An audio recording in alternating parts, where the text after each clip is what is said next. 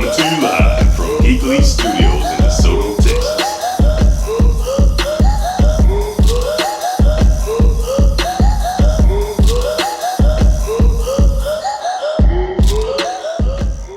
Coming to you live from Geekly Esports Studios in DeSoto, Texas. King David Reeves and the MentorConnector podcast present another mentor moment. Great day, great mentors. Rise and grind, it's time to shine. Welcome to another great and legendary episode of the MentorConnector podcast here on the Geek Leets Esports Masterclass. We have yet another very special guest with us today, ladies and gentlemen. And I know you keep wondering, keep asking how, but I don't know. Thank God. But he's here for you to bless y'all today with his wisdom, his story, his journey. We're talking about a man who not only has his master's degree in business, but started a business. And oh yeah, that was after winning a Super Bowl championship. All right, we got a solid brother here who is really in the community and doing the work, reaching back while still furthering and propelling his career forward to the next level. And I can't say enough about him, but just a solid, good dude all around, man. And I want y'all to welcome to the show my brother, Mr. Isaiah Stanback, ladies and gentlemen. Welcome to the show. Appreciate you, brother. Appreciate it. How you doing, man? Man, cannot complain, my brother. How you doing, man? All is well, man. All is well. Blessed for sure. Hey, man, appreciate you making the trip over here, man. I know it's kind of a little ways away from the where you coming from, man? Man, I came from Louisville. Yeah, I'm on the other side of town. Woo! That's all right. Beyond I'm electric, so it didn't cost me too much gas. Beautiful, man. So, what we doing out in Louisville? If you don't mind me asking, I think that pertains to one of your career pursuits, if I'm not mistaken. Yeah, so I originally got down here to Texas, man, from Seattle. But I came down here in 2007 when I got drafted by the Dallas Cowboys to play some pro ball. So that's a good team there. Yeah, it's not a bad squad, man. So set up shop there, man. Saw the cost of living, and I was like, you know what, this is gonna be the career from now on. I'm about to say I could do this. I could do that cost of living, boy. So you can't now you but that's more your NFL analyst journey now, man. Yeah, man. So his life's crazy, man. I've kind of had my hand in a little bit of everything since I retired ball, man. I ended up getting 6 years in and was blessed to have that. Unfortunately, I went through a bunch of injuries, but I still made my way out of it. Like as you mentioned, I was able to steal a ring in the process. Oh yeah, not actually. Not everybody. Yeah, I mean you earned that, brother. You earned that. You and the whole squad with the Giants, right? With the Giants. Unfortunately, I didn't get one here with D-Town, but. I was very. We forgive you. Unfortunately, a lot of people didn't get one here. Absolutely. Over the last few decades, we got to bring it back to the 90s, man. But we're coming, man. We got a good draft pick. So you got a good start, man, for sure. Good starts, man. But before we get into all the greatness that makes you who you are right now, I want our audience, especially because we here, of course, with MentorConnector, with Geeklies, that target audience are a lot of youth. Yeah. Teens and young adults, and a lot of them, of course, want to pursue a career in professional sports, of course, especially as young black males.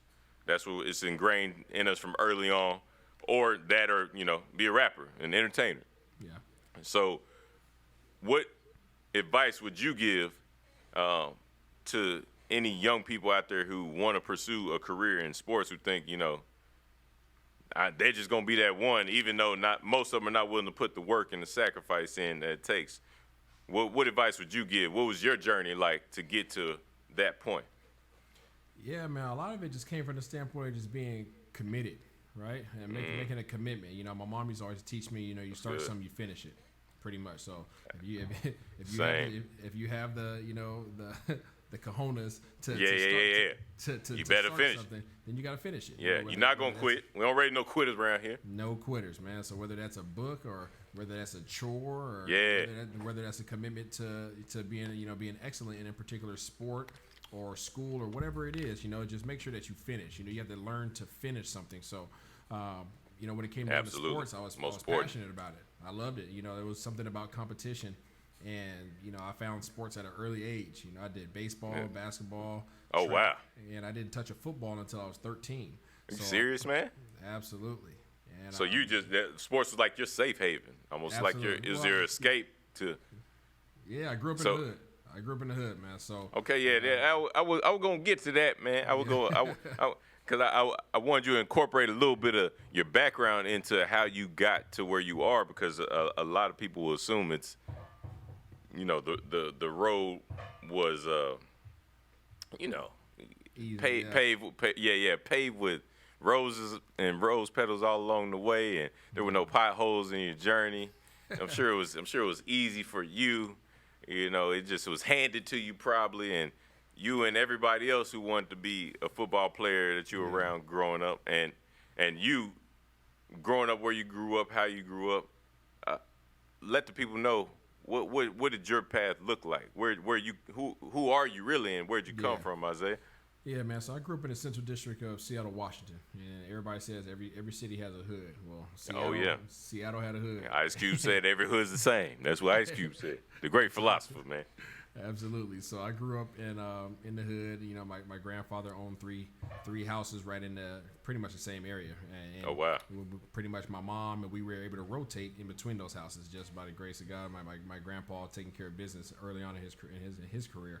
My mom and my dad separated, so I grew up in a separate household. I went to my dad's every other weekend, so I pretty much grew up in a single parent environment. And a lot of kids, that's almost the norm this day and age. You're almost the exception to the rule if you're not growing up like that now. So very much I know a lot of kids can relate to that. So how'd you deal with that balance or struggle there? That balance was tough, man. I mean, I was blessed to have both parents in my life, so I can't say that I grew up with just my mom, but I felt all the pain that she endured, right? So I had an older brother, I had an older sister. My brother is 10 years older than me. My sister's 9 years older than me. So I really grew up kind of by myself. Wow. Yeah, I would say that's like only child then. Absolutely. You had two extra sets of parents. Yeah, really? Exactly. So once they left, my mom had them at 15 and 16.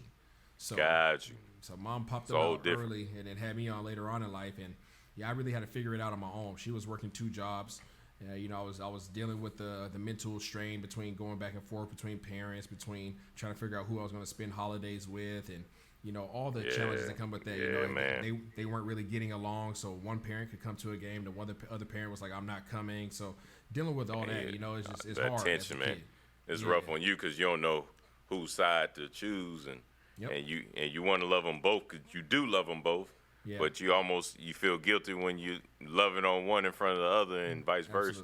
Absolutely. So that was tough, man. So I really, like you said, to really escape the pain of being in that situation and to escape my environment, I went to sports. Dove all into sports. Yeah, dove all into sports. I wasn't good at school. I was a try-hard guy, but school didn't come easy to me. It was difficult for me. So that was another area of frustration. So sports to me just came natural, and I didn't mind putting in the time. I fell in love with baseball at the age of 6, and that was like my that was my baby right there. So you thought that was where you were going? Absolutely, man. So I would grab a baseball and my mom's old softball glove that didn't fit me, that was falling off, but I would tie that thing down and I would throw the ball against the staircase. Anyway. Absolutely. So I'll be with an old school Walkman tucked in my in my shorts and take them back. Now, they might not be familiar with the Walkman now. Yeah, they don't know about the Walkman. They playing Xbox and PS4, PS5 on the way. They might not know about a Walkman now. Absolutely. Get your popular little cassette in. We didn't have an anti-skip either. We had the old school. So but yeah, I would be out there for hours, man, just throwing the ball against the thing, and that really taught me that dedication, right? And at the time, I didn't know it was work, right? It was, like I said, it was my escape. But that repetition, much like the gamers now, right? Absolutely. Like that's what develops the motor skills. Absolutely. Those are motor skills, and it reps over reps over reps. And when you're passionate about it and you love it, you're making up these scenarios in your head, and you're challenging yourself, and the inner competitor really comes out, so that when you actually step into the arena, you step into the field, when you go against somebody else, now I'm just having fun. Yeah. Yeah, because it's muscle memory now. So you could try this or that, but I'm just showing off. Yeah. I'm just showing off now. So now it's a matter of, hey, how easy can I do this, or hey, what can I prove to myself that I didn't know that I had the capabilities of doing, and once I do that, now my ceiling that was here, now I've just elevated that, right? So now I have a new expectation. So it all started out with baseball for me, man, and then it transitioned into basketball. It transitioned into track. Wow, dude. You spoke about kind of my environment. I grew up with a lot of competitive guys. And there's guys that are blessing in disguise. Guys I stay in communication with now, like Aaron Brooks, who played basketball. He used to play for the Houston Rockets, point guard, and played for 10, 12 years. We grew up together. Nate Robinson, 3-time dunk champion, one of the smallest cats in the NBA. We all grew up, and the three of us were on a 4x1 relay team at the age of 8, set a record down at Oregon. So like that's crazy. I did hear you talk about that over this past summer, UNT Dallas at the summer camp. Shout out, Education is Freedom. With the students, we're working with the Dallas ISD students in their summer program. The students transitioning to high school. He was this brother. They brought in this powerful brother, man, and he shared his story. I just thought he was a regular old Joe, man. I'm like, I'm sure he had the work ethic, and brother's still swole, so he been out here lifting for a minute and running. But to hear your story, that's the first time I was like, man, I gotta have this brother speak to more kids, man. I gotta put him in front of more people to hear this testimony, because it's a powerful story that you had. Because even to say you grew up with other athletes that went pro, your tribe was competitive. That's literally the difference between a lot of these kids who take this path over here to success, or this one over here to a whole life of troubles. Just who you surround yourself with. Absolutely, and even when you're amongst individuals who aren't making great decisions, right? You just have to be able to make great decisions, right? So, I remember you talking about that. Yeah, as you saw me, as you heard me talk about before, I grew up across the street from the neighborhood trap house. So, my boys that introduced me to football, them cats are in prison for murder now and robbery and facing 2 or 3 strikes. And these are the cats that I grew up with, but I just knew how to differentiate myself from what they were doing whenever they decided to make those bad decisions, and what path I was focused on, right? I wanted to go play pro sports. But they wanted to be neighborhood trap stars, So like they wanted to be like the rappers. Yeah, and because that's what's promoted and publicized to them as successful, but they don't show when you're getting locked up what that really is like, or what that does to your family, or what the inside is really like. And so what we don't say enough of is what you actually did to avoid their temptation, avoid the things that they were, I'm sure they were tossing the bait out to you and trying to reel you in all the time. And even when they saw your natural talent in sports. First of all, it's a respect factor, right? I mean, you always hear about any pro athlete or anybody who does well in whatever profession they're in. You always hear about them saying at some point in time you have to separate yourself from those who aren't doing the things that you're doing, right? So everybody wants to know, how do you do that? And it's really a respect factor, right? You respect the people that you're around. You earn their respect. You give them respect. Yeah. And guess what? Whenever you start making those decisions to go your direction, they'll respect you enough to leave you alone. Yeah. Right? So to this day, I'm 35 years old. I've never drank. I've never smoked. To this day. And seriously, man. Yeah, I've never done it. And the reason why. You what? Hold on. Because I grew up around a lot of people who made those mistakes that were in recovery because they drank and smoked too much and did other things. So I learned those lessons, but I still went out and partook and dibbled and dabbled a little bit myself to be hard-headed and learn some life lessons myself. But you mean to tell me you sacrifice not drinking or smoking in exchange for a NFL career or in exchange for a Super Bowl ring? You mean that was worth it? Absolutely, man. Like I said, I started off with baseball. My whole dream was to go pro baseball.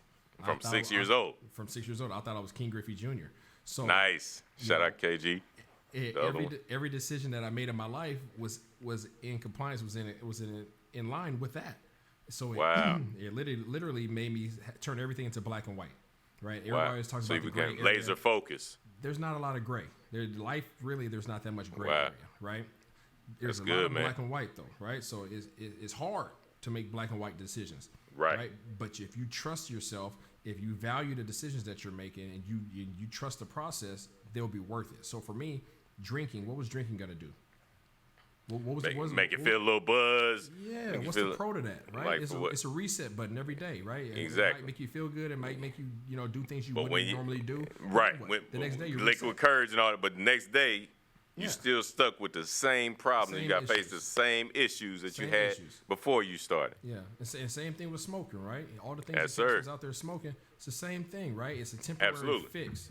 And my whole thing is, if it's not going to give me an advantage, if it's not going to make me better at whatever it is I'm trying to attain, then why would I waste my time with it when there's clearly a lot of cons to it and not any pros? Because to this day, I tell people there's nothing that you can do drunk or high that I can't do sober. Facts. And actually, I have had the most fun when I'm hanging out, or even when I was in my partying days, when I be out and I'll be the sober one and everybody else drunk. You're laughing at everybody. Yeah, exactly. That's the most fun I've ever had, and then everybody opens up and they get real honest with you and tell you why they appreciate you and that they love you. I want to remember all my Exactly. stories, Exactly. all my experiences. I want to be the one to remember, the one that's able to drive. Like, they say it like it's a bad thing. You designated driver, huh? Yeah. So So I go home when I'm ready. That's what that means.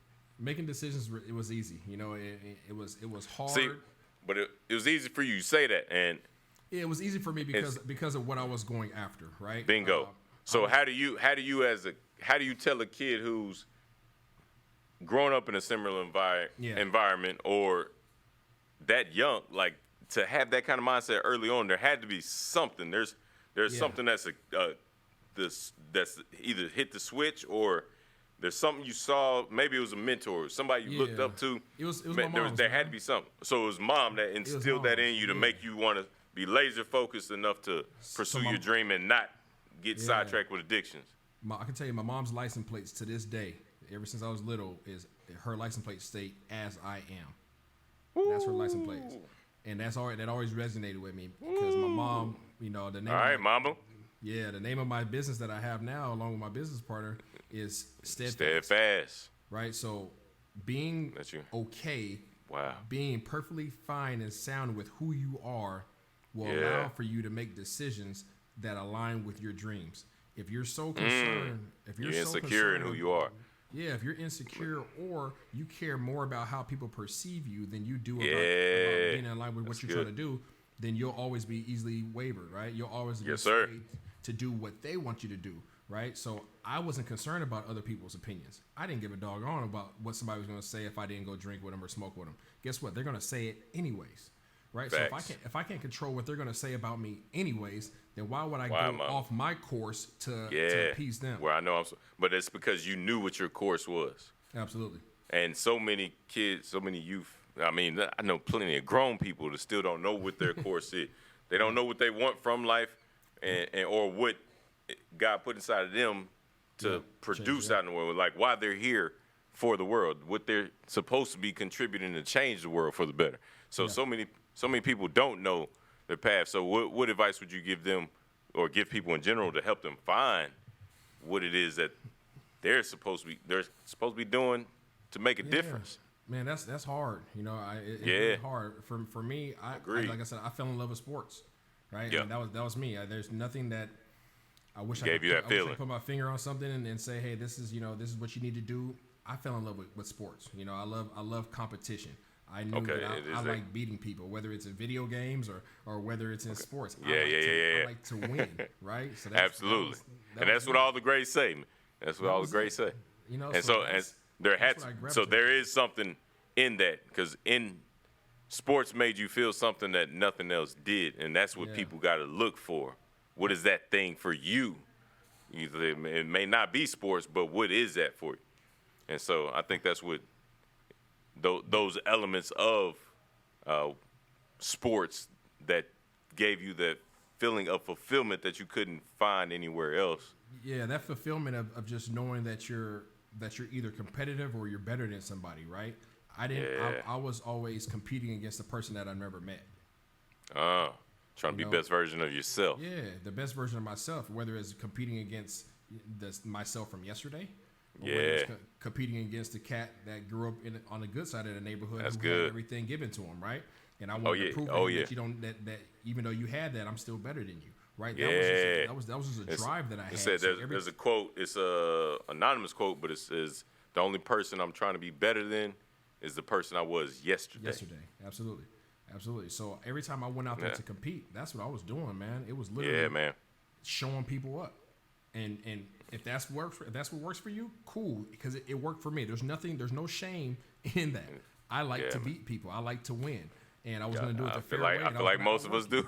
I think most people do like to win. So that's what kind of led me, and that carried me on through middle school. That carried me on through high school.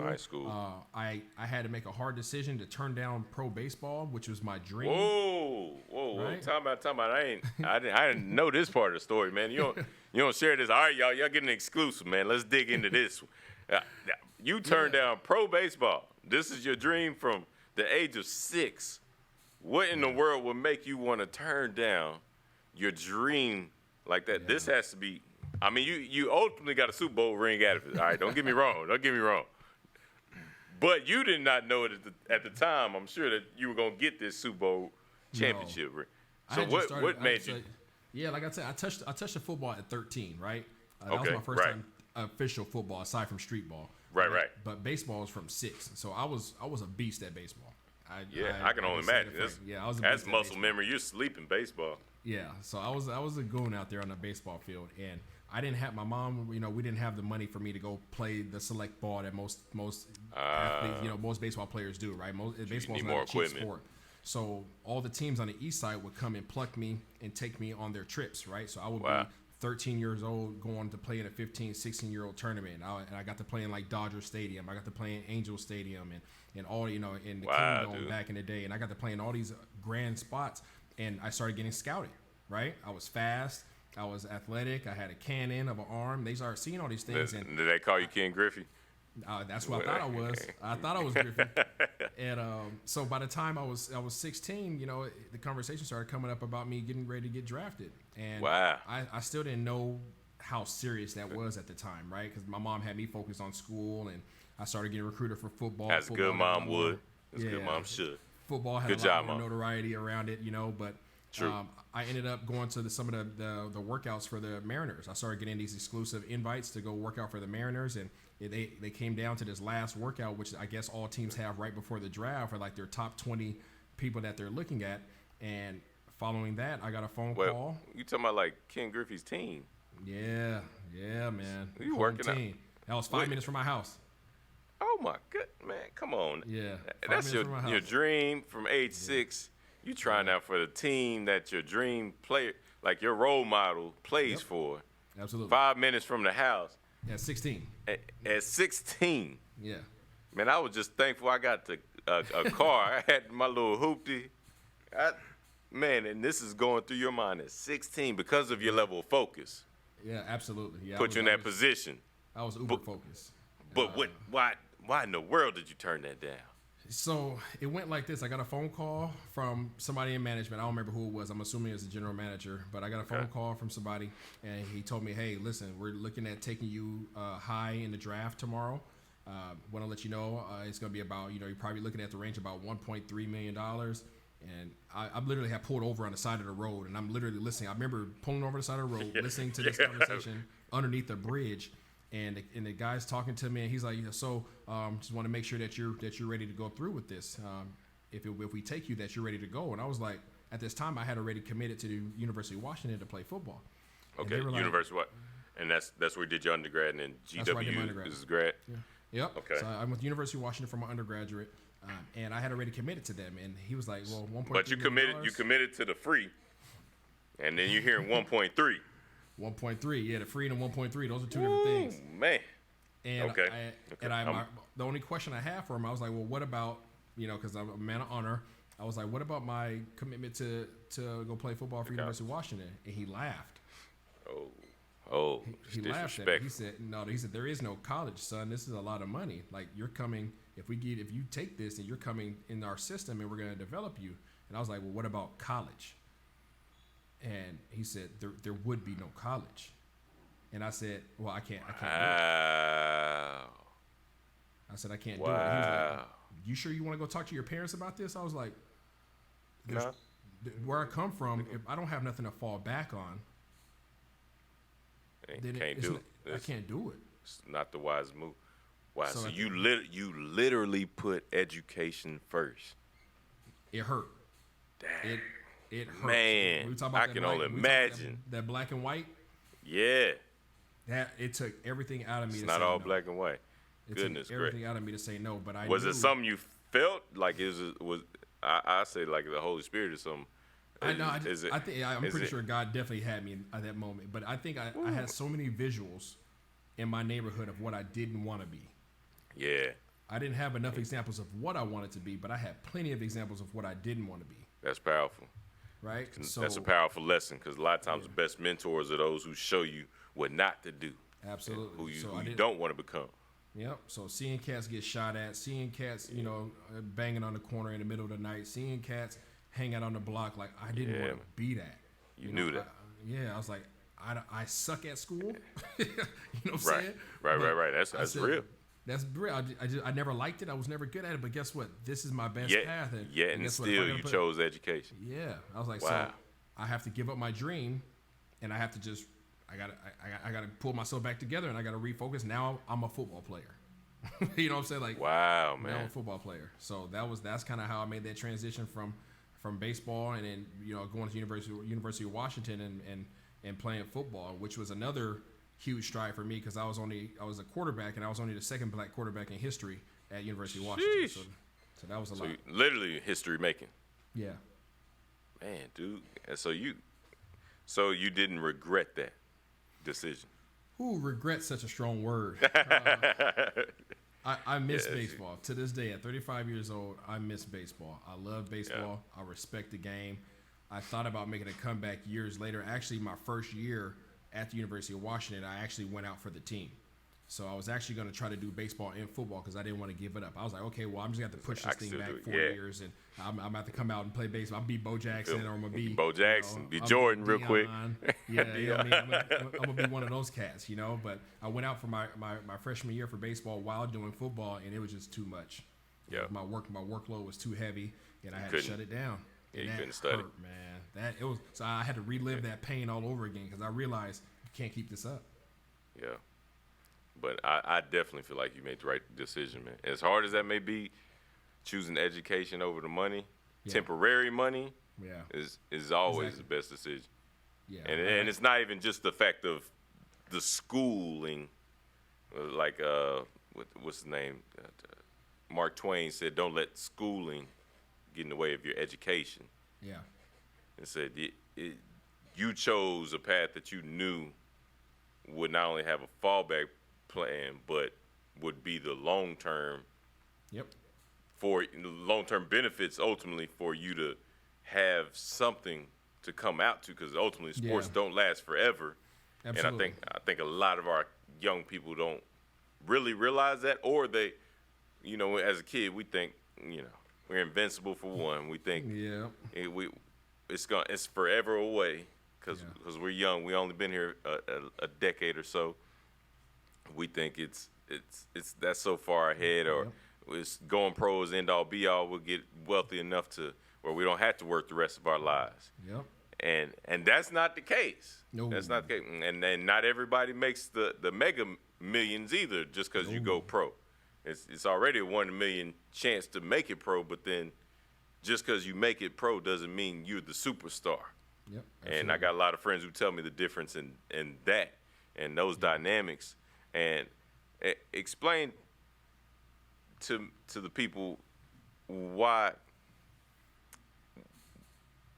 college was important for you to do.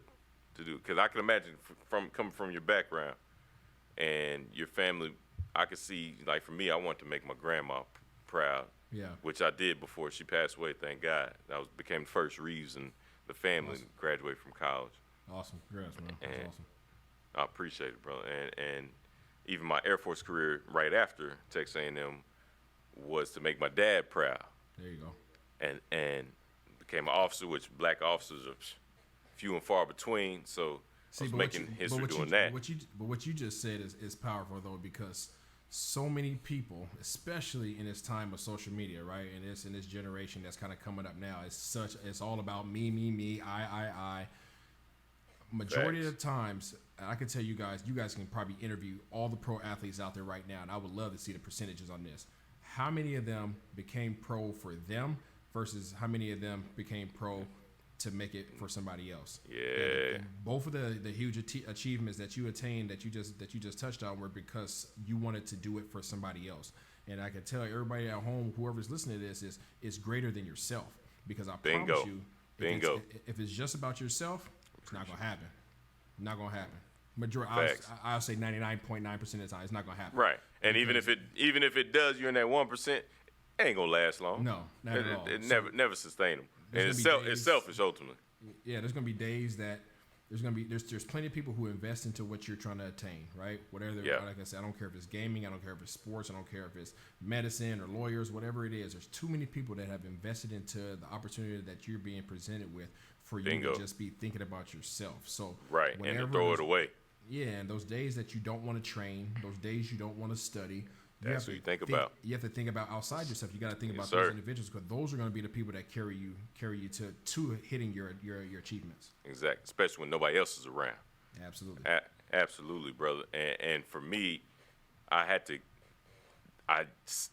got out because I saw so many people in the military who, as an officer, I was re-enlisting a lot of people for, sign up for, doing another 2 years, 4 years, 6 years.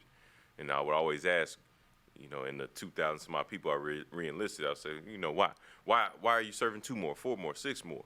And I can count on one hand, like literally the number of times someone actually gave me a valid reason. Like, I love serving my country, or I've always wanted to pursue the military as a career, or this field specifically.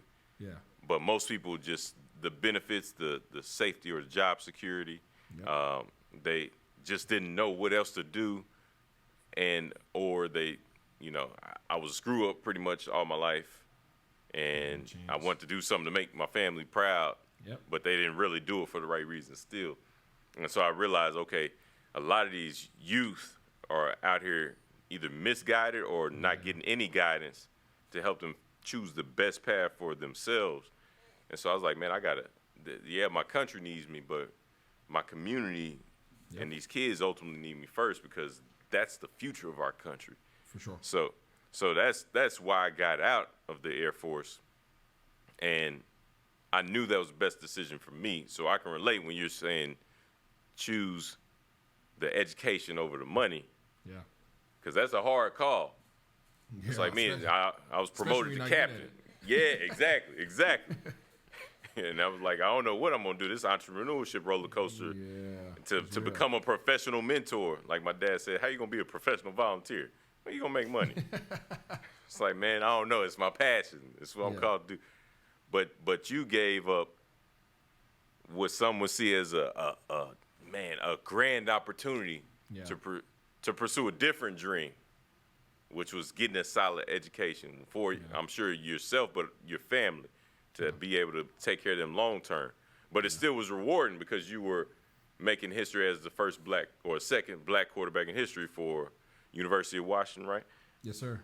And then did you get your master's right after, or did you get it while you were in the NFL? Yeah, so I transitioned. I transitioned from playing quarterback to, I played there for 5 years. I was a starter for 3 years and got drafted by the Cowboys at receiver, right? So life comes at you fast. So, I went through a bunch of injuries and a bunch of stuff, but I ended up playing 6 years and, like you said, winning a Super Bowl. And then Okay, let's not slide past that, brother. Don't forget where you're at, but a bunch of injuries. We hear this all the time. They're starting to finally highlight in the movies like, concussion, or The Rock show, Ballers talks about it a lot. You see it, you hear it, maybe some ESPN documentaries. You said a bunch of injuries, like that's just, it's all in the day's work. It's part of the job. It's part of the, what are we talking about? Keep it real for these people out here. What did that look like? The Cowboys, America's team. It's a dream come true. You can't make this bad. You can break my finger. You can't ruin this, right? So my senior year, right? My senior year in college, University of Washington, we were going from being a very bad program to obviously me wanting to leave the program in good standing on my way out. We went through 3 head coaches in 5 years. We had won like 2 games. It was bad. So my senior year, we were 4-2. Really, we were 4-1, and we went 4-2, and we were about to, go play all, bowl game, all that stuff, right? And I blew my foot out.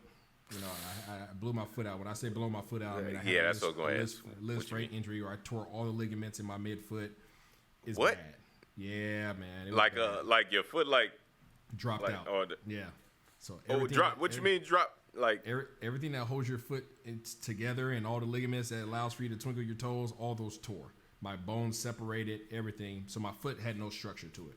What the heck, man? How do you come back from that? You saying college? I thought you were gonna tell me NFL. Nah, so that's the thing. So I did that my senior year. So I had no senior ball. I didn't get a chance to run at the combine. I didn't get a chance to do all the things that I've been working for. Again, remember, I had gave up my dream of baseball. So when this happened, I literally you went all in. Yeah, I was like, I made the wrong decision. Straight football. Right? As soon as I blew my foot out, I was like, yeah. Yeah. At that point, you're like, oh man, see, I should have just should have done baseball. So in halfway through my senior year, the doctor comes up and says, "Hey, you're going to be out 9 to 12 months." Man, I said, "No, the draft's in 6 months." yeah, I can't do the doc. So what's the plan? What's the plan? Exactly. 9 to 12 months. That doesn't work with my timeline. So no. Come on, he was playing. Then he told me, he was like, even if you do get back from this injury, majority of people who sustain this injury don't come back to playing. Like they can't compete. Wow. So it's like you just be lucky to walk again on the foot the same way. Again, if you remember when we first started this conversation, one of the things that drove me to be great was competition. Well, absolutely. All this doctor just told me was what I can't do and what majority of people say that they, what majority of people haven't been able to do to this date. Yeah. So that's competition. So let me show you. Yeah. That's the fuel. That's the fuel right there. And so many people take that the wrong way too. A lot of kids use that as the fuel to not do or not pursue and get demotivated or depressed and suicidal. And you said you basically that same fuel. Yeah, that's my driving factor. That turned into driving. So all right, let's gas up. Yeah, that's it. It was all gas, no brakes. That's all I need. Yeah, that's all I need. Yeah, exactly. So I was still blessed to get invited to the combine. All I could do was bench press and throw the ball. I had just came out from my second surgery. Wow. I had people twerking on my feet, on my foot, trying to see if I was healed. Right, I'm up there holding tears back, trying not to cry, pain, excruciating pain. And this is after your senior year. After my senior year, this is through the combine, right? So these guys now, I'm with the NFL scouts, and they're all their doctors trying to see. Has he come back from this? We know has what he everybody truly come back. Saying exactly. So saying he good. Dealing with all that. So when I got the phone call, I didn't know where I was going to get drafted. Right. I didn't know if I was going to get drafted in the second round. I didn't know if I was going to get drafted in the fourth round. If I was going to get drafted at all. So when I got drafted, all these thoughts going through your head. All these thoughts going through my head. So I get drafted in the top of the fourth round for the Dallas Cowboys, playing a new position. And oh, by the way, I'm not even healed yet. Right, so I can only imagine, man. Went through that and came off my foot, and then life just happened. So I came off the foot injury, which, like I said, most people don't come back from. As soon as I came back from that, I had a labrum tear in my shoulder where my shoulder was popping in and out. I played. Wait, when did that happen? That was the combine. So that was my rookie season with the Cowboys. So as soon as I came back, so you got drafted from my foot, yeah. So you're good, foot's good. It's like all right, can't be nothing else go wrong. I made it finally. Got my dream that I went all in on. Yep. After redirecting, all right, I'm bouncing back. I'm good. Let's do this. Rookie season, I got a lot to prove. It's really just like this, right? So right now we're right in the middle of the draft, right? The draft's going on. Oh yeah, right? So, it was this time where I got drafted, right? I got drafted now, but I still had 3 to 4 months of recovery left. So you still had so you didn't even know if you were gonna be like ready. Yeah, by the season open. As soon as I got to Dallas, I was rehabbing. I was watching everybody else. I was watching everybody else practice, and I was spending my days with the trainers. Wow. Right. So I'm the new guy on campus who's hurt, who's playing a new position. We don't even know what the heck he can do. So man. So you I had a lot about of things proving yourself. Yeah. Yeah. So once I finally got back from that foot injury, I was like, "Ooh, thank you, Jesus. It's been a long, 10 months at that point. All right, let's go play ball." Yeah, that's all, guy. I'm trying to work back, get my confidence. I'm trying to play a new position. I'm trying to learn. I got T.O. I got all these guys putting pressure on me. Trying to make sure that I know what the heck I'm doing. And wait, man, you were playing with T.O.? Yeah, 8-1, man. Oh man. Oh yeah, you had pressure. Yeah, and I was supposed to be his quote unquote replacement. So. Oh snap! Yeah, no, you don't replace him. You don't replace Terrell Owens, ladies and gentlemen. But as soon as I came back from that, my first game, I tried to went down. They had me a kickoff return, and somebody took my legs out. And I tried to put my hand down because I didn't want to get tackled, and I tore my shoulder. My shoulder popped out. Oh man! So I was faced with the question: hey, do you want to get surgery right now and be out the whole year, or do you want to play the whole season? It's going to be painful, and we'll try to stabilize it as much as possible, and we'll get through the season, and then we'll take care of it. Then you start at risk of messing it up more. I was like, listen, I just came off surgery. I am not going right back, so I'm going to just deal with this. So I played a whole year. See, and how often does that happen? Yeah. In pro sport, how often you think that happens in the NFL? A lot. You got to. It's almost like you have to. You don't have. Somebody's gonna take your spot. Exactly. You replace. You're done. Yeah, you're replaced. So I played that whole year with that shoulder popping in and out.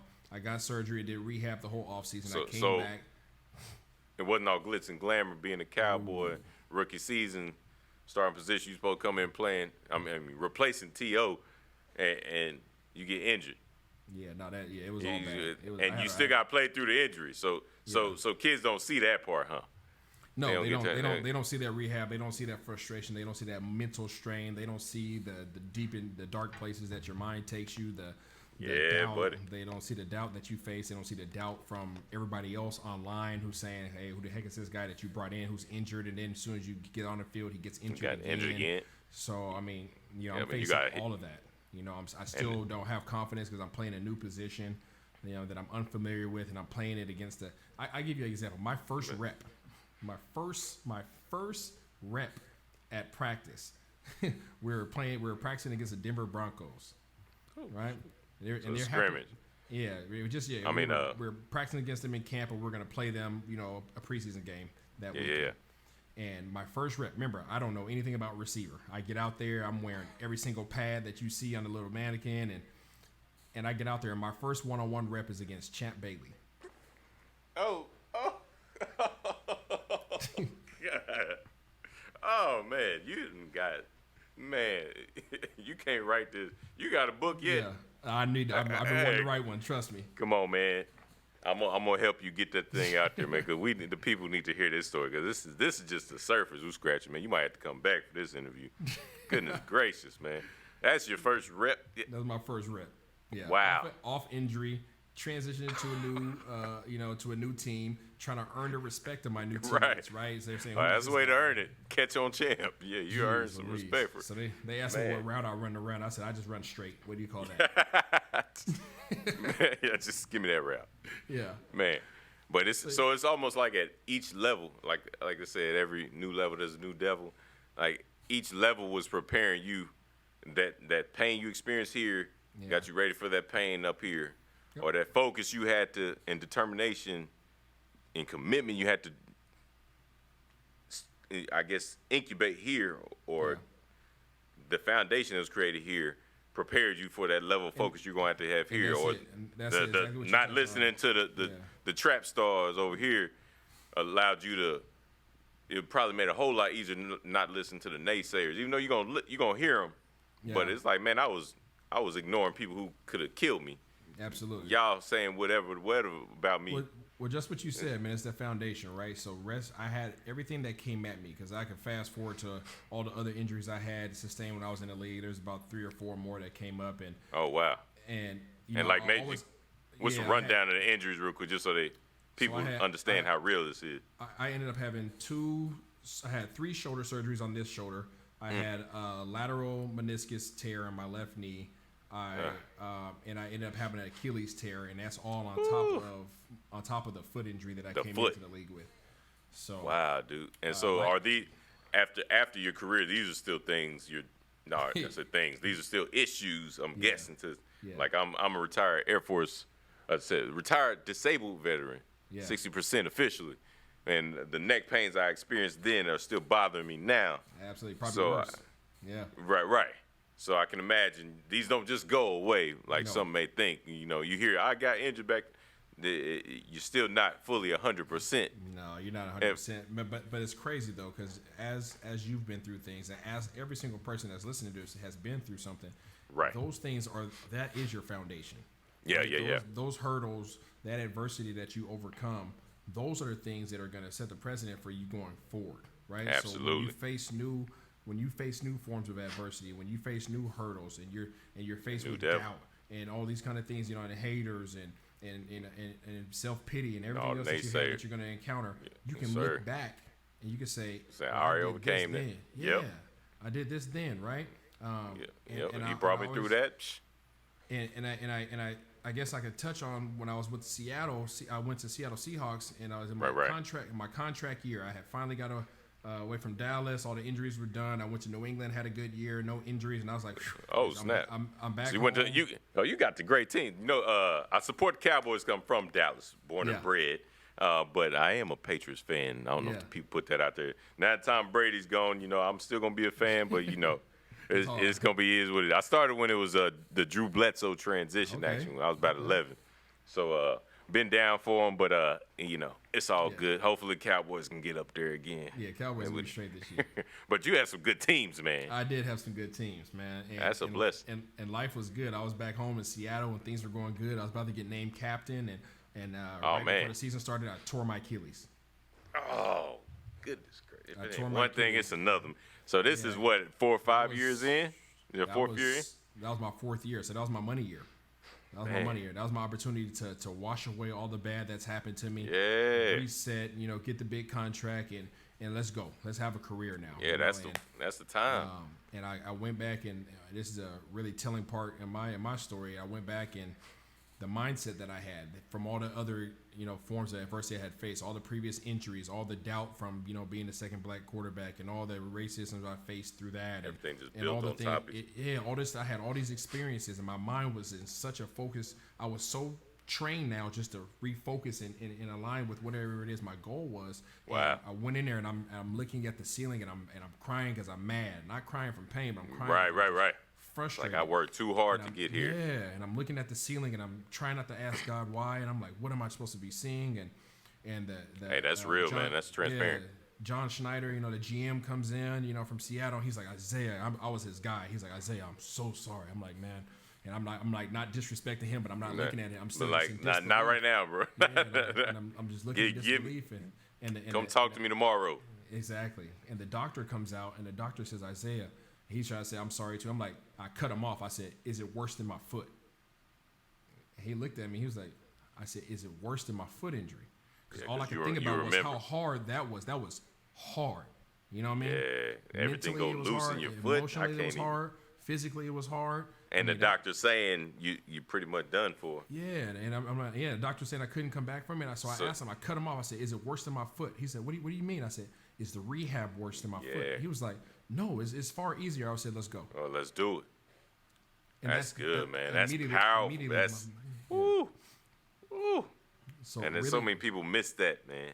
So many people miss that because your vantage point now was, man, I've been through worse. Absolutely. And quit missing out on the blessing of your pain, people. Because if like I said, if God brought you through that, he can bring you through this. You just forget what He's already brought you through, and that's why when you ask God, that's real. That's a real moment. Very transparent moment. Appreciate you saying it like that, because like, why would you do this again? Yep. Like, it's okay to be mad and upset with God. It's okay to question God, as long as you know He is the one who's always right. Absolutely. And we're the one that's wrong. Refocus and reevaluate your situation and realize why He put you to that, or in this case, you realize actually he's not testing you with nothing you haven't been through before. Yep. Maybe he's doing it so you could bless somebody else. Absolutely. And that's what I found out later in my career. So, from that, I realized I wasn't going to have the opportunity that I always dreamt about getting the big boy contract and all that stuff. Right? So I knew at that moment, okay, Isaiah, you need to start figuring out the next phase. And that's when, my self-doubt came up again about school. I'm like, how can I my whole life I've separated myself from competition. Right. I've worked harder than the competition. I've been physically better and stronger than the competition. I've always given myself that edge, right? Yep. Now, how do I separate myself? That's been your whole identity. That's been my whole identity. So now, how can I create separation in this space that in the near future? Because I know I'm going to be labeled as injury prone now. I'm not going to get. I'm going to get these 1-year deals and all this kind of stuff. It's going to take forever for me to get I'm never going to get the big contract, realistically. But you're being real with yourself now. I was being real with myself, and it sucked. Instead of thinking that. I'm gonna come back from this, but I realized once I come back from this, I'm still not gonna have those opportunities that I've always dreamt about. So now I need to figure out what's next, and that's when I started seeking out graduate school. And as much as I hated school, as much self-doubt as I had in myself in regards to school, I was like, that's the way I create separation again from everybody else that's going to be coming out of the same situation I'm in now. Yes, sir. As much as I hate school, I love the separation that's going to create for me more. Like I think it was Jack LaLanne, world famous fitness guru, and was extra old, still getting in. I think he was quoted. Yeah. The man, basically, fitness guru. Jack LaLanne said, "I hate working out." And a lot of people don't realize it. I hate working out because they think I'm a fitness guru. They think I'm supposed to just love. So I hate working out, but I love the results. Absolutely. And that's what I heard right there. Like, you knew I hated school, but I chose education over the $1.3 million for baseball. Yeah. I hated school, but I still knew that was my long game. Yep. Because I kept it real with myself about pro football being a short game, really. It's temporary, and a lot of kids don't get that. So everybody wants to be a ball player, and I'm sure you go and speak to enough schools, enough programs with kids that I think you see it all the time. And everybody, most of the room probably raises their hand, says they want to be a football player, but they don't understand the reality of. Yeah. And it's a pit stop. And to lean on what you just said, just to give everybody out there something to remember. Something that helped me on later on in my career is love the results more than you hate the process. Yes, sir. That's it. Because most of the dreams and things that you want to attain in your life, it's going to take a lot of work. Yep, on the other side of that process. It's going to take a lot of work. It's going to take a lot of commitment. It's going to take sacrifices. It's going to require you giving up things that you'd rather be doing versus working on those things. So you gave up a few parties? Is that what you're saying? I gave up parties, man. I gave up friends, quote unquote friends. I gave up relationships. I gave up, good times, right? College memories, all that stuff. But why? What are you willing to sacrifice? Exactly. But why, right? It's a short-term sacrifice for a long-term gain. Yes, sir. That's another powerful. Man, you dropping jewels, man. Come on, man. Yeah, these are all quotables, people. We're gonna put these in the captions somehow, some way. Run this back, man. Yeah, that's so it's no different. One of my best friends, his wife, even when I was in the league playing ball, she was still in school, and I'm like, man, her life sucks. You know what I'm saying? Like, she's been in school for 5 years after undergraduate school. And I'm like, got a lot of those friends. I'm out here playing pro ball. I got friends out there playing pro ball. Guys are having fun. They're kicking it. She's still in school. And I'm like, dude, she must really like school. Yeah, she loves it. No, she was making a short-term sacrifice because now she gets to make $300+ grand for the rest of her life. Period. Yeah. So what was it? What was another 5 years? Exactly. You know what I'm saying? She wanted to be partying. She wanted to be kicking it. She wanted the freedom of waking up and sleeping in. Invest in her future. An investment now. And she was able to pay off hundreds of thousands of dollars of debt in a couple years. Facts, and that's similar to Muhammad Ali. He has a quote, not verbatim. He's basically saying, "I knew that if when I was in my early 20s, I made the sacrifice to work hard and train hard and just go all in early and I will be remembered as a legend forever." Yeah. So it was worth the sacrifice to give everything else up, basically. Yeah. For that. And so many people aren't willing to sacrifice the temporary or the present, Yeah. especially not in their youth, for greatness over a lifetime. Yeah. Yep. And I feel like you understood the importance of that. And when you got to the next level, your new circle of friends were all on the same wavelength, if I'm not mistaken. I'm thinking. Yeah, I've never been pro athlete, but the reality of the matter is there's guys who were doing things that I didn't agree with once I got to pro level too, and it's no different, right? It's the same decisions. Early on, I had to make those same decisions when I got to the league. So you're saying not everybody who's a pro athlete is giving up drugs and alcohol? Not at all. Wow. Not at all. Never thought it. Guys are still able, so you could don't go out there and lean on and be like, oh, so I can still do whatever I want to do and make it. Right. That's what they think. Yeah, there's a small percentage. Yeah, you can still do it. Don't get me wrong. Yeah. Some guys are physical specimens. But they could have had a longer career, much. Yeah, but not even just career, right? Even if the guys that go out there and make all these big bucks, okay. But what about relationships? What about your? That's powerful. You know your why can't I think right now? You know, you always say what are people going to say about you when you're not in the room, right? Oh yeah, their reputation. Yeah, so you know your reputation. So like when I walk in a room now, or the conversations that I'm not a part of, I know that people are, you know, for the most part, people are going to have something positive to say about me. Yeah, because they remember. They remember that, right? Whether I whatever interaction I had with them, when it wasn't quote unquote beneficial for me, right? Or, you know, I was, you know, just being genuine or whatever it might have been, they're going to remember those experiences, right? But people who aren't necessarily like that, regardless if you have money in your pocket or not, they remember that. So when that money starts getting low and you're looking for new opportunities, guess what? Those same people are going to be in a position to help you, and they won't. Yep, because you burned that bridge. Absolutely. I said, my dad always told me never burn bridges that you may one day have to cross back over. You never know if you may need to or not. Yep. So the power of a network is absolutely. It's everything. It's everything, man. Your network is your net worth, my brother. Yeah, absolutely. And thank you for being a part of mine, man.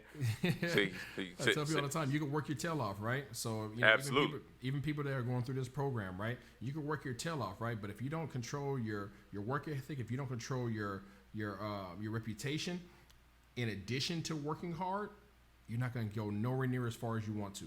Right? Not at all. There's plenty of people that are going to have bad attitudes. People have plenty, bad reputations. They'll work hard, right? But they have those other things going. People aren't going to pick up the phone. Nobody's going to speak on their behalf, right? So I don't like working with him or her. So yeah, they're talented, but we hate working with them, and you don't want to be that person. No, you don't want to be that person. And I can tell you were never that person, my brother. So like mine's. Kindred spirits, so we'll say. I want to know, though, man, after Seattle, you were home, got this injury, you bounced back.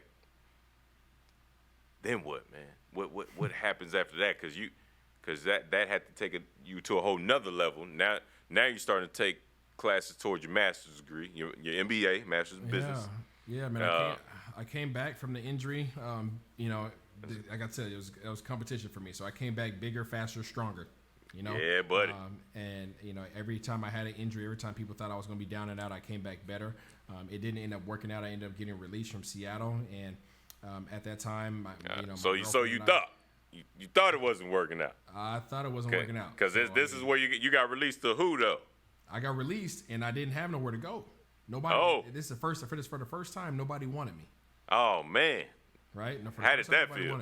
It didn't feel good, man. So I'm sitting there, and I'm like, I can't keep sitting here in Seattle, even though it's home for me. I can't keep sitting there spending money because I have a house in Dallas. I was like, let me pick up and drive to Dallas, right? Pick up and drive to Dallas. And at this time, you know, my girlfriend and I, you know, she ended up getting pregnant at the time. And so it's getting real now. And we set up shop back here in Dallas, and you know, we're getting ready for Thanksgiving and some other stuff. And I got a call from my agent. And we're in the middle of the store, and my wife's pregnant, or no, my girlfriend's pregnant at the time, and I get the phone. I get the phone call, and my agent says, "Hey, Isaiah, the New York Giants want you to come out. They want you to come play." And I went through a couple, tryouts and things of that nature during this time period. But I got the phone call and said they need you out there. They need you on the plane in 4 hours. And I remember I looked at her and she was like, no. I'm like, I gotta do it. So you mean your wife told you no? Oh man, you just spoke to me, man. She didn't understand. She was pregnant. Yeah, she's like, I ain't. You got it. Leave me? You're about to leave me in the middle of me being pregnant? We just got back to Dallas. We're just getting situated. We're trying to get the kids' room together. Like all this stuff's going on, and I get the phone call, and I went out there and. She didn't know at the time you was leaving for a Super Bowl. She didn't know that. Man, she didn't know that at all. It's funny how it goes, man. Yeah. Funny how it goes. Hindsight's always 20/20. Absolutely. So you got the call. So you went out there, and I'm guessing you made the squad. No, actually, I was on practice squad. So you weren't. Nope, I had to earn my way, man. I had to work my tail off. So you had to earn your stripes all over again. Earn my stripes all over again. I was at the bottom of the barrel, man. So worked my tail off and helped my team out and did whatever I could. And, like you said, we went from being a bad team to picking up momentum, and then we ended up finishing the year off winning the Super Bowl, man. And wait, that was in the same year? Same year. God, man, that's crazy. That is crazy. To go from that to that, man. I thought it was God's way of. I laughed. Yeah, he was laughing too, like he did with us. But I felt like that was his way of saying, "Good job, good job." Saying well that's done. Good job. Yeah, well done. Way to stay faithful. Way to stay tied close to me during your prayer life. Way to stay trusting and way to have faith. That's the key, man. It was easy. It would have been easy to doubt. It would have been easy to question. It would have been easy. That's the easy way out. Absolutely, but I just felt like, hey, whatever. I finally got to the point in my career, I'm like, I stopped asking why, and I started asking what. Yeah. I was like, why not? I'm not asking you why this is happening to me. And once I changed that why into what do you want me to understand through this? What do you want me to learn through this to make me better or to make somebody else better? I understand that God makes sacrifices. He sent his son here to make sacrifices. Yes, Guess sir. what? I'm a sacrifice. Exactly. You know what I'm saying? Who am I not to sacrifice? Exactly. Bam. So, and now your entire career is focused on helping others the same way and to overcome a lot of those setbacks because I've been through them. Yeah, you've been there. So you have, and that's what we were talking about talking about with another guest, brother Vinchard Dobbins, Pastor Dobbins. He serves at the Potter's House with Bishop T.D. Jakes. Okay. And was saying, oh, you familiar? Yeah. Solid brother. But he was basically saying how you go through those experiences, and I let him know about a sermon I heard from Bishop Jakes. It was similar. It's like so that now you don't look down on somebody who's in a similar position to where you were, because you have compassion for them because you know how it felt. Yeah, whereas had you not gone through that pain or whatever, you would have looked down, you would turn your nose up. But now you can relate, and you turn that into a business using your MBA to do that. So, and that's what I feel like was Steadfast was birthed out of. Am I correct in my assumption? Yeah, you're absolutely correct, man. I mean, it was birthed out of pain. It was birthed out of experiences. It was, myself. Obviously, you guys have understanding of some of the things I went through. Now, my business partner, his name is Jared Harrison, and he grew up here and grew up out in Louisville, and he has type 1 diabetes. His mom died of cancer when he was in college. Oh, wow. And so he has his battles, right? And everybody has a story. Everybody, that was his story. We're all going through something. My wife did, 1 Corinthians 15:58 resonated with my wife one day, and she was like, "What do you think about, calling the company Steadfast?" And I was like, "Steadfast." I could. It almost sounds like Stanback, Standfast. I can swing that. And I realized that applies to everybody. Yeah. How so? How so though? I want people to understand. I think I get it. Because the term steadfast means to be unmovable, right? It means to be sound. It means to be unwavered, like the sea, right? Wow. So to be firm in your beliefs, right? So going back to understanding who I was, right? As I am, right? My mom, right? Yes, sir. Knowing back to the roots. Who I am. I'm not concerned about how other people are going to perceive me. I'm not concerned enough about their thoughts that I'm going to change who I am or change my actions to align with what they think just to appease them, right? And then steadfast going. Everybody goes through something.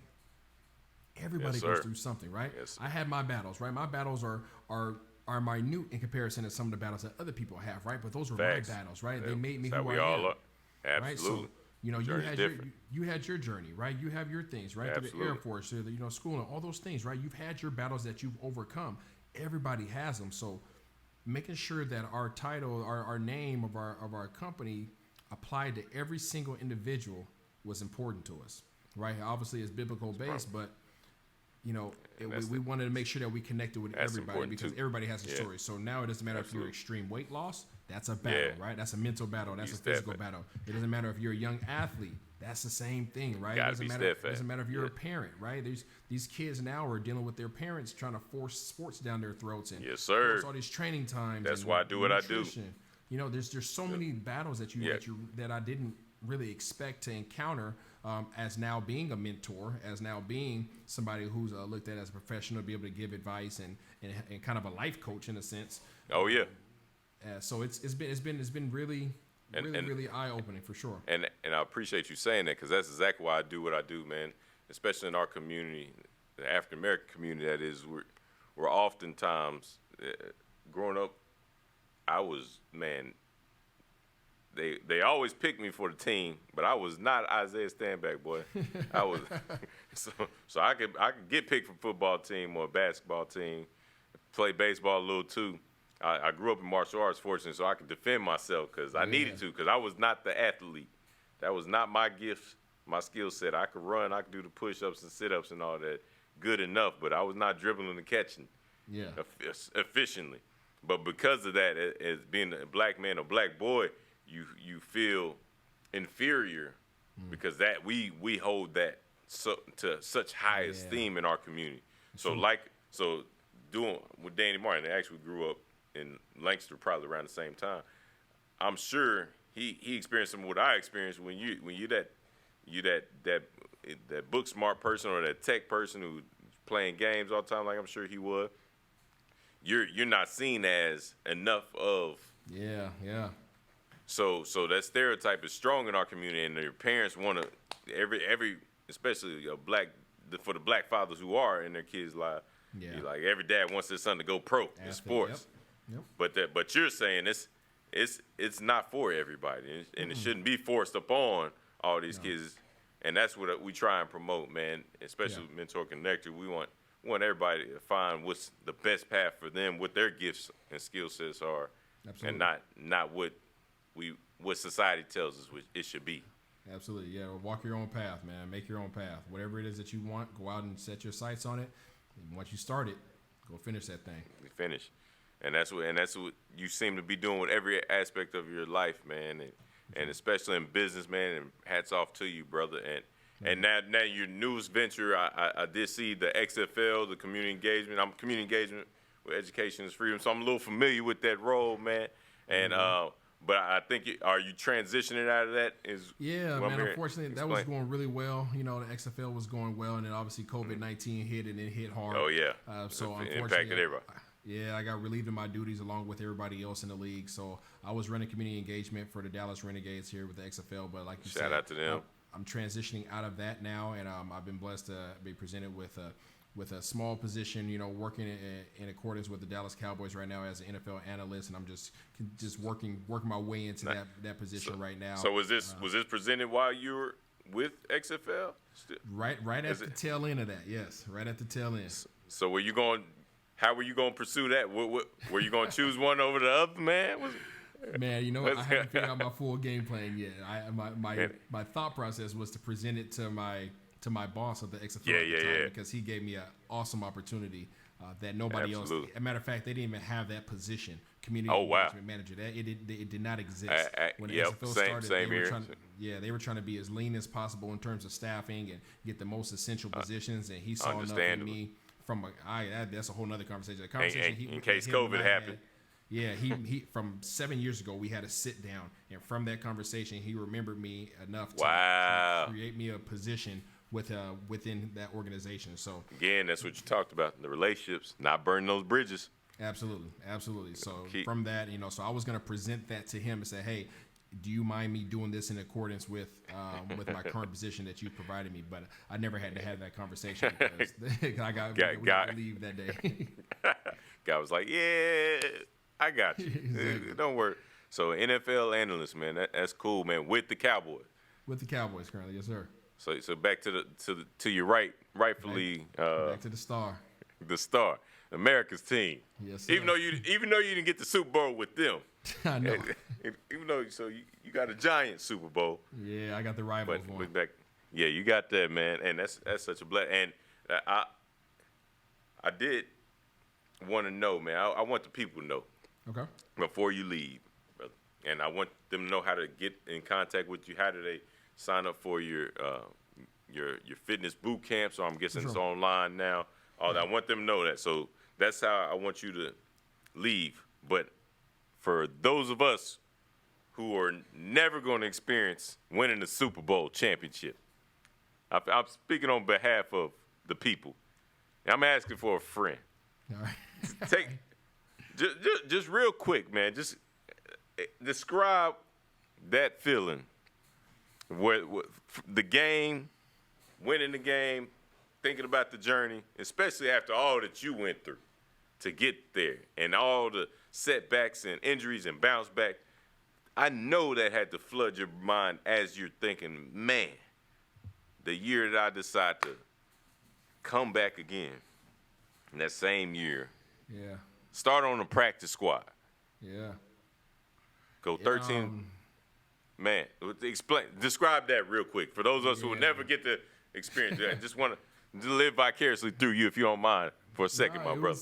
It was surreal, man. Like I said, because I'm a faith-based person, I really, really felt God's presence at that time, and I really felt like He was kind of smirking at me. I really felt like He was kind of smirking at me, like, I got you. That's funny. I got you because that's the second time you said something about God laughing. And I know Isaac means he laughs. Yep. Because God put that in his name because Abraham and Sarah thought they couldn't have Isaac. Yep, that's my son's Isaiah's, name. Say it again? That's my son's name. Wow. And Isaiah's similar to that, so I'm sure some laughter's in there. Yep. So God smiling on you quite often, brother. Yeah, man. It was definitely a blessing. But yeah, it was a surreal moment, man. It was one of those just this is awesome. Who did y'all play in that Super Bowl? Who was that? New England Patriots. That was the Patriots? Yep. Oh man. Yep. And you were just so I can imagine that was at that point what 2 teams ago or just the last team? Yeah, that was 2 teams ago. So you're coming back to face the Patriots like, oh man. Yep. I should have been on the other side of the ball. Gotcha. I'm coming for you. Exactly. So you playing the Patriots. Yeah. And you win. Y'all just describe a little bit of it, man. I'm trying to live through you. I ain't never been to Super Bowl. It was back and forth game, man, and really the stars of this show was we had Eli and they had TB12. So it was going back and forth, and we had Victor Cruz and Akeem Nicks, and goodness gracious, we had some dogs on defense. Matthias Kuanuka, Justin Tuck, and we had some goons, man. So man, it was what a Super Bowl was supposed to be. It came down to the wire, and they tried to throw a little Hail Mary at the end, and we knocked that thing down, and we rushed the field, man, and that confetti's coming down, and. You see that? All the people screaming, even if they don't like you. I'm ripping and running around the field and like a doggone Tasmanian devil. And got a whole new injury. Yeah, on the my field, wife. celebrating. My wife was 9 months pregnant at the time. And my goodness! I tried to get her to not come on the trip, but she's a football fan and former football player, so she was like, "No way, I'm not coming to this game." So she's hopping over the wall. Somebody trying to help her down to the field. And man, and your wife's a former football player. That's so cool, man. Yeah, that's powerful. It was crazy, man. So your son was there, basically. No, my oldest daughter. No, not my son. So my son is a twin. So he came. Okay, gotcha. He came. A little after. Fast forward that he came. I found out we were having him and my daughter Sky, the twins, the same day I got fired from Jacksonville. So my last day of work, I found out 2 hours prior to getting fired that I was having twins. And that day I was like, you know what? I'm done with football. It was that time. It was that time. And I packed up the van. We drove from Jacksonville back to Dallas. Home sweet home. And I walked into Steadfast that Monday. It was like, all right, let's go. Let's build this thing. Let's get this training in. Let's go. Next phase. Man. And I'm sure they were ready, man. I want to ask you about so much, man, but I want to definitely respect your time. So we're going to have to bring you back, man, because I saw you doing some NBC interview about Cap and his training, man. You doing training. Did they ask you because you're an expert trainer to be that guy? Is that what it is, man? Is your training business that successful that they bring you on the news?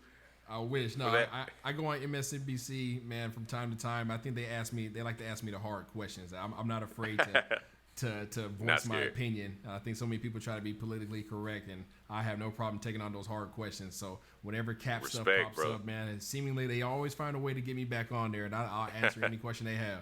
Asking any question, answering any question, any and all questions, ladies and gentlemen. No cap. Hey, man, unfiltered. And so Steadfast Fitness, how can people plug in with what you do, the business? How can I get involved? How can I sign up for the training? I might need a little bit. It might be worth the drive, I'm thinking, because you still pretty swole, man. Be like you when I grow up. It's mental reps, man. It's mental reps. No, but Steadfast, you guys can find us. We're actually taking this time right now to improve our business model, our business structure, while we can't physically be training people. So right now, you guys can find us at steadfastfp.com. That's steadfast. F as in fitness, P as in performance.com. Right now, our site's under construction because we're reloading, we're recalculating the whole thing, reconfiguring all. But you guys can find us on there, Steadfast FP on Instagram as well, and Steadfast Fitness and Performance on Facebook. Every Monday through Thursday right now at 6 p.m. and Saturday at 9 a.m. Central Standard Time, we're doing live Zoom and live Facebook classes. So if anybody wants to log on and hop on with us, you guys are more than welcome to. Just go to our Facebook page, go to the little video section on the left-hand side and click the live button and hop in there with us. Y'all, you don't really need equipment, but we're just trying to keep our community together, and we're just trying to stay unified during this time. And then once the people healthy, man. Yeah, and once our doors are open for business again, we'll be right back there in Capel, Texas. So you guys holler at us if you guys want to. You guys can find me on Instagram at iStanback, or that's pretty much where I'm at. iStanback on there, Facebook, of course, Isaiah Stanback, but that's where I'm at. Hey, you're out here killing the game, man. You're doing a phenomenal job in the community, man, serving in so many different ways. And this fitness way, even though it is your business, is definitely truly you're calling a service, man, and you're helping so many with your story, I'm sure, on so many different aspects of it, as we heard today, man. So again, brother, thank you for coming on the show. Truly appreciate you sharing that with us, man. You're gonna bless so many people with this. I can't wait for the people to see it all over. And again, we appreciate you and look forward to having you back sometime, man, to hear the rest of these stories, man. I want to hear that. I want to take a trip down memory lane a little bit more, because I feel like there are a whole bunch of stories you left out of this, man. I got some stories. You got some, because your first lineup with Champ Bailey, that's a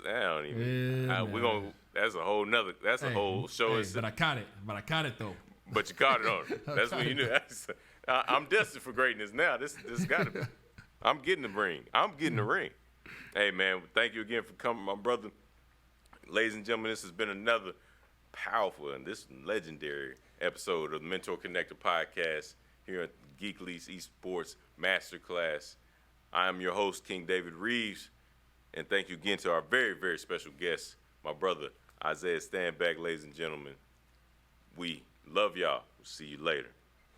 Coming to you live from Geek Lease Studios in DeSoto,